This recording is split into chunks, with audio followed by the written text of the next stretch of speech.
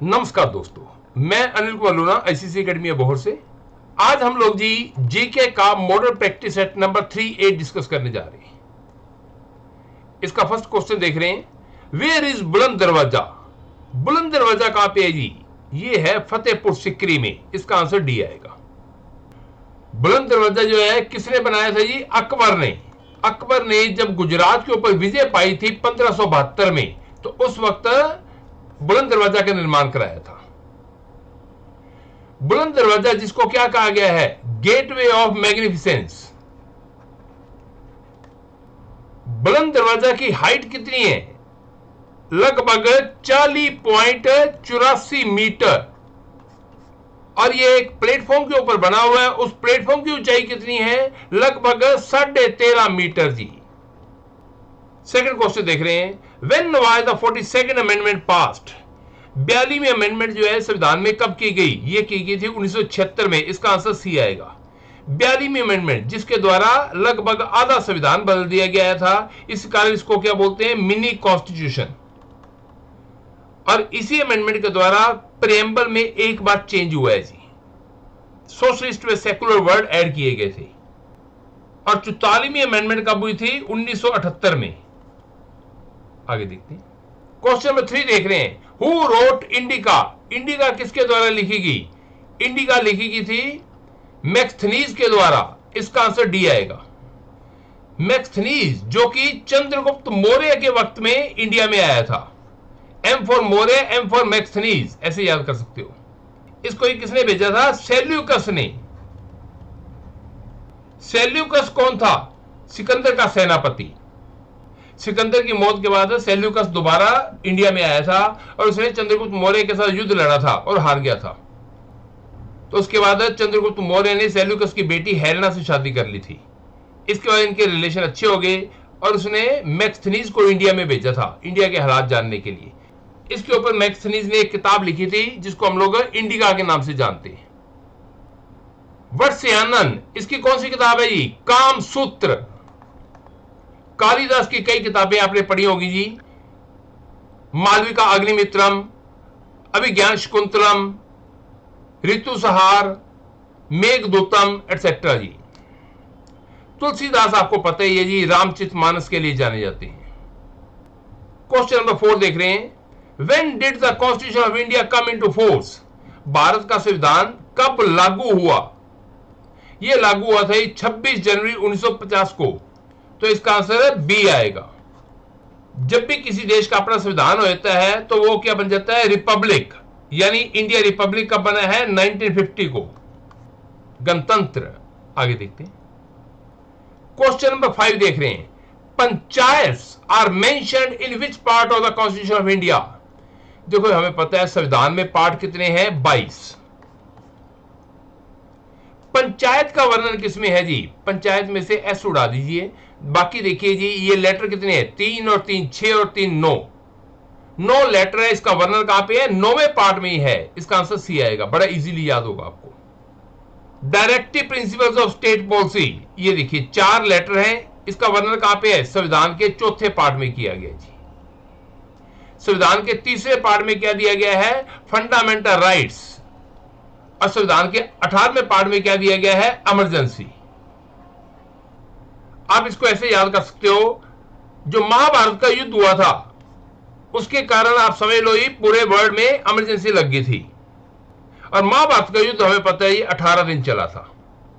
तो इसका वर्णन कहां पे? 18वें पार्ट में। हमारे संविधान में जो इमरजेंसी दे रखी है ये हमने कहां से बोरो की है? जर्मनी से। आप देखिए सेकेंड वर्ल्ड वॉर की शुरुआत जर्मनी ने की थी। इस कारण भी आप समझ सकते हो पूरे वर्ल्ड में इमरजेंसी लग गई थी। इससे आपको याद हो जाएगा इमरजेंसी हमारे संविधान में कहां से आई है? जर्मनी से।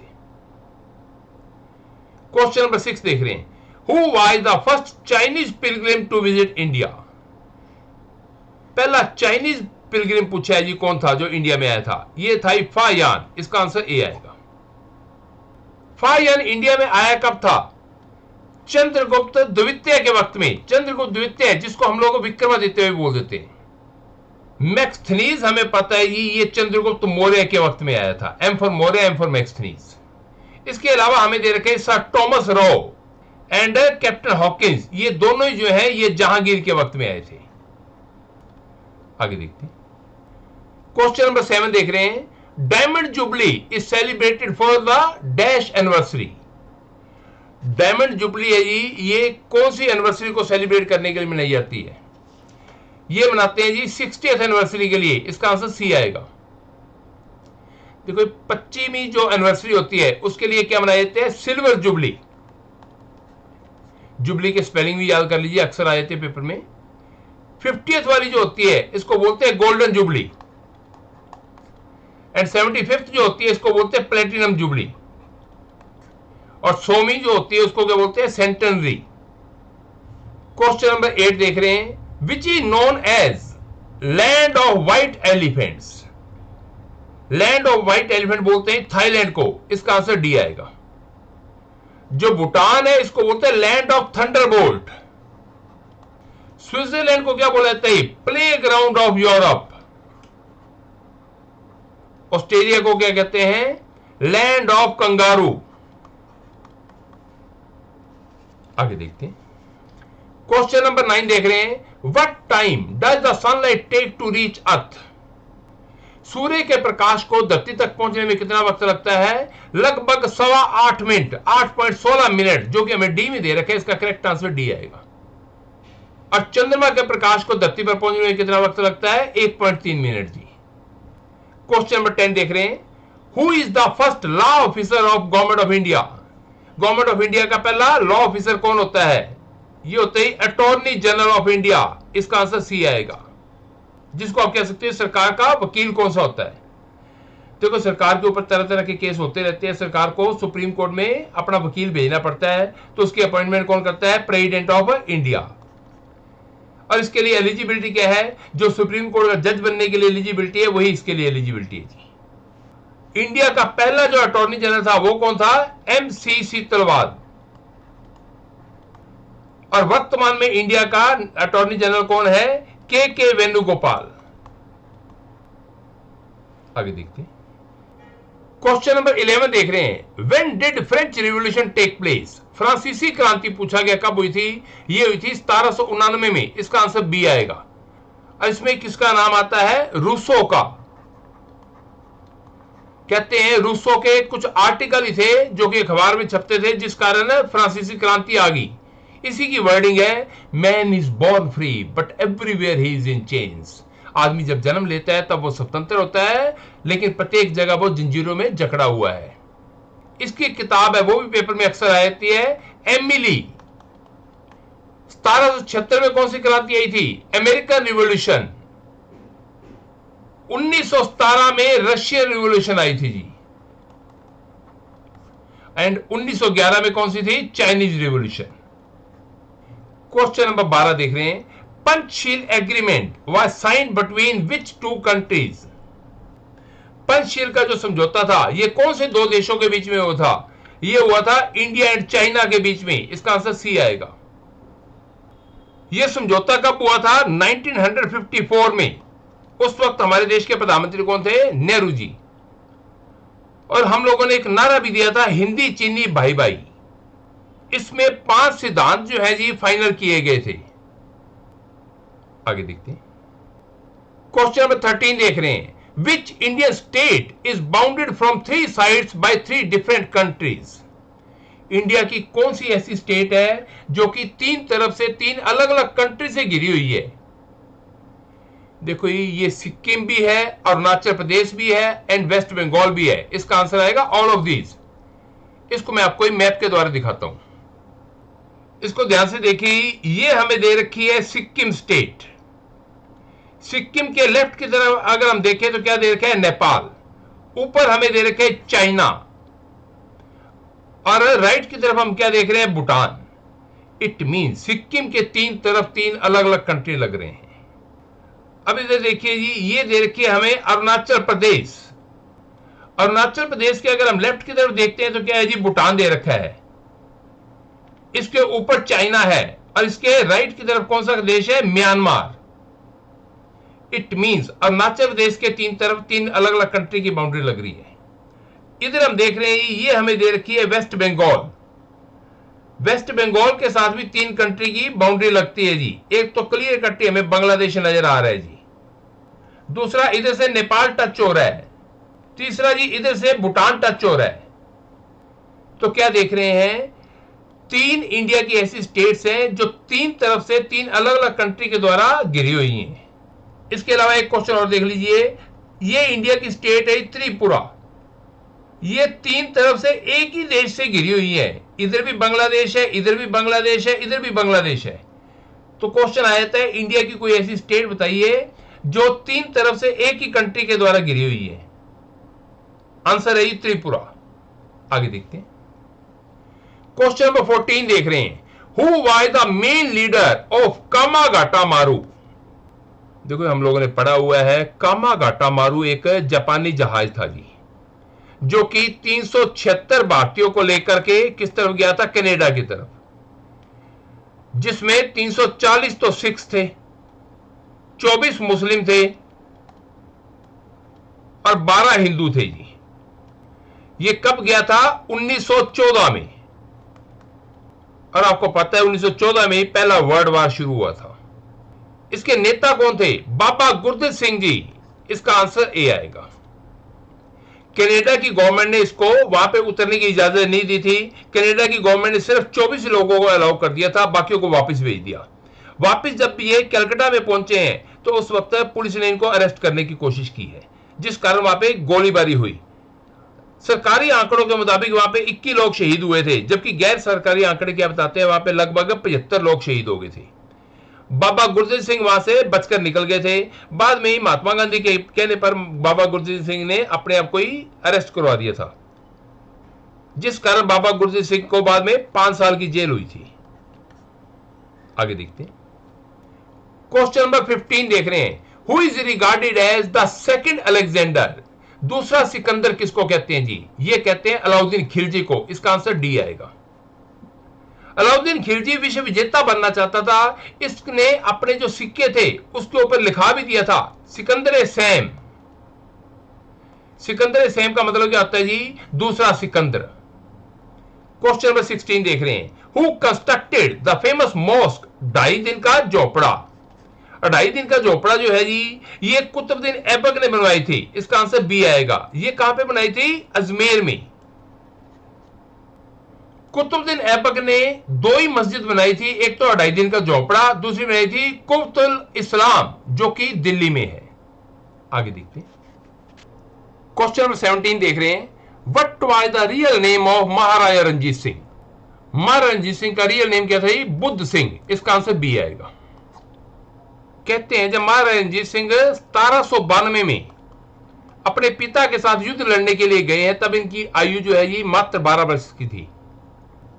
युद्ध कौन सा था, सोंदर का युद्ध। और वहां पे इनके पिता महासिंह की तबीयत अचानक खराब हो गई, नतीजा उनको वापस आना पड़ा।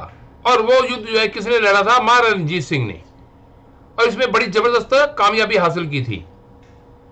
तो जब ये वापस लौटे हैं तब इनके पिताजी ने कहा था ये तो रण जीतने वाला है, तो इसका नाम क्या होना चाहिए, रणजीत सिंह। तब इनका नाम जी रणजीत सिंह पड़ गया। क्वेश्चन नंबर 18 देख रहे हैं, when did the first rail start in India. India में पहली रेल कब शुरू हुई थी, 16 अप्रैल 1853 को। इसका आंसर सी आएगा। किसके वक्त में हुई थी, लॉर्ड डलहौजी के वक्त में। यह ट्रेन जो है जी बॉम्बे टू थाने चली है जी। लगभग 34 किलोमीटर का सफर था और इसमें 400 गेस्ट बैठ के गए थे। इसके साथ ही 3 इंजन लगे हुए थे, साहिब, सिंध व सुल्तान। ट्रेन का नाम क्या था, फेरी क्वीन। आगे देखते हैं, क्वेश्चन नंबर 19 देख रहे हैं, the languages of discourses of Mahatma Buddha was. Discourse क्या होता है, प्रवचन।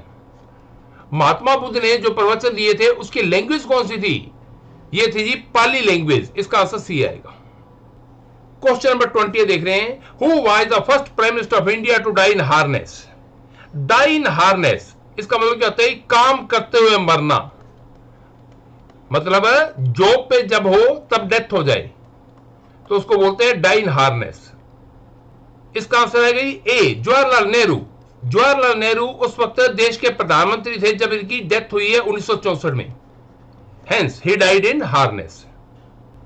इंडिया के 3 प्रधानमंत्री हुए हैं जी जिनकी डाइन हार्नेस हुई है। लाल बहादुर शास्त्री की भी डेथ ऐसी हुई है 1966 में, वो भी प्रधानमंत्री थे। और इंदिरा गांधी की भी डेथ जो है 1984 में हुई है, तब वो भी प्रधानमंत्री थी। लेकिन राजीव गांधी की जब डेथ हुई है तो वो प्रधानमंत्री नहीं थे। उस वक्त प्रधानमंत्री कौन था? चंद्रशेखर। तो इन तीनों प्रधानमंत्रियों को आप ऐसे याद कर सकते हो, JLI, J for Jawaharlal Nehru, L for Lal Bahadur Shastri, I for Indira Gandhi. आगे देखते हैं। क्वेश्चन नंबर 21 देख रहे हैं। What is the percentage of ozone in the atmosphere? Atmosphere में ही ओजोन की मात्रा पूछी गई है। यह है 0.0006%। इसका आंसर डी आएगा।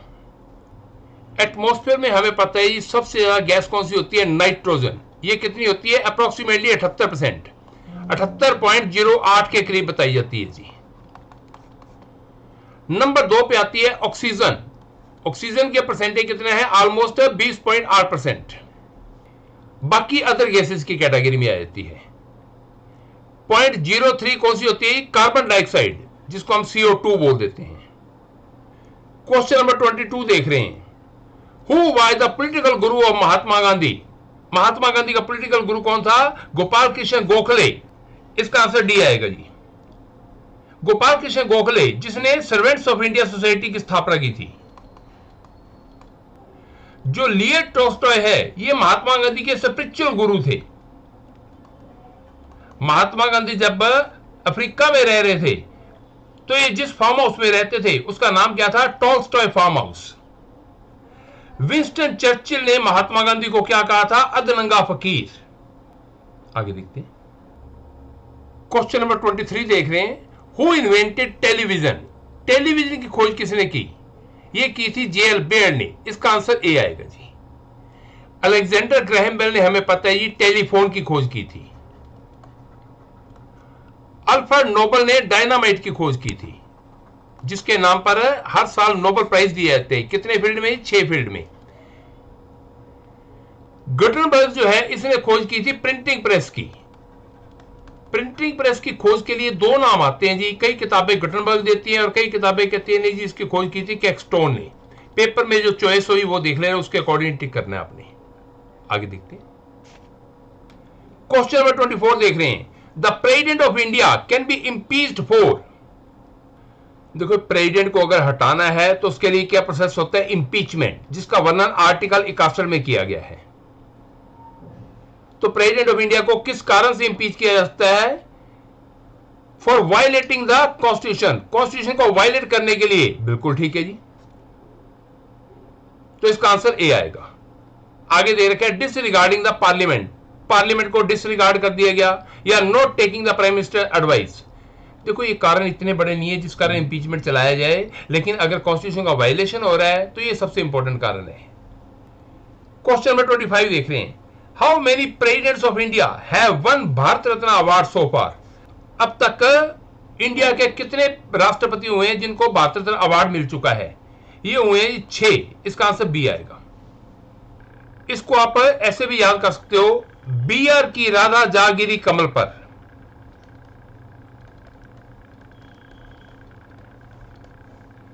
BR से क्या हो गया? भारत रत्न अवार्ड जी। राधा, र से क्या हो गया? राजेंद्र प्रसाद जी, पहले राष्ट्रपति जो हुए हैं। और राधा से पूरे से क्या बन गया? राधा कृष्णन। जा से हो गया जाकिर हुसैन। गिरी से हो गया VV गिरी। कमल, यहां से आप हिंट ले सकते हैं जी, कलाम, APJ अब्दुल कलाम। पर से क्या हो गया? प्रणब मुखर्जी। तो ये 6 राष्ट्रपति हुए हैं जिन्हें भारत रत्न अवार्ड मिल चुका है। तो उम्मीद करता सारा पेपर आपको अच्छे समझ आ गया होगा। इसकी आप ज्यादा से ज्यादा प्रैक्टिस कीजिए ताकि इसके ऊपर आपका होल्ड हो पाए जी। Thank you.